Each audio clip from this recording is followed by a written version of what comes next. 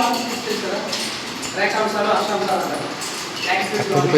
India map అయితే మన India మ్యాప్లో మనం చెప్పాము ఓల్డ్ స్టూడెంట్స్, న్యూ స్టూడెంట్స్ కాబట్టి 23.5 నార్త్ అండ్ లాటిట్యూడ్ అంటారు. దాన్ని ఏమని పిలుస్తారు? Tropic of cancer.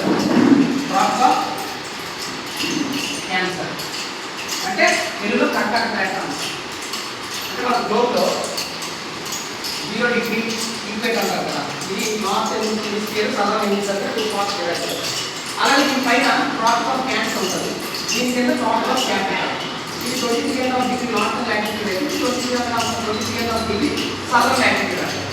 అయితే ఇప్పుడు మన ఇండియాకి ఉన్న ఈ నార్త్ లాటిట్యూడ్ పాస్ అవుతుంది 23.5 నార్త్ లాటిట్యూడ్. అయితే మీకు కరెక్ట్గా ఇండియా మ్యాప్ని మధ్య నుంచి పాస్ అవుతారు మనకి మ్యాప్లో చూసినట్టు. అయితే ఇక్కడ మీకు వచ్చినట్టయితే ఈ ట్రాపిక్ ఆఫ్ క్యాన్సర్ మొత్తం ఎన్ని స్టేట్స్ కూడా పాస్ అవుతుంది మన ఇండియాలో. మన ఇండియాలో ఎన్ని స్టేట్స్ కూడా పాస్ అవుతుంది. మొత్తం మనకి 8 స్టేట్స్ అండి.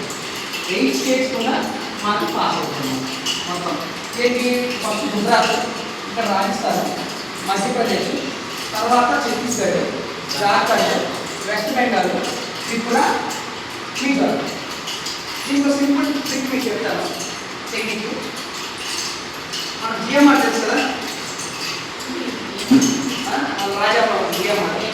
అప్పుడు జిఎంఆర్ అంటే కన్స్ట్రక్షన్ జిఎంఆర్ కట్టాలంటారు. అవి ఇప్పుడు జిఎంఆర్ అంటే మనకి జేసీబీ పర్ఫెక్ట్ అనమాట సైన్స్, అది time perfect. GMR JCB time perfect, లేకపోతే వర్క్ మీదే కన్స్ట్రక్షన్స్ పర్లేదు.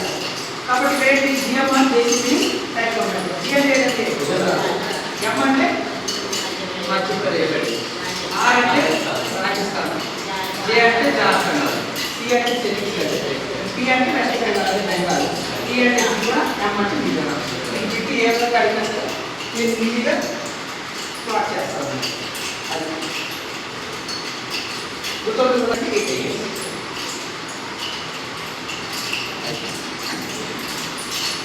ఇది ఒకప్పుడు ఉన్నారా?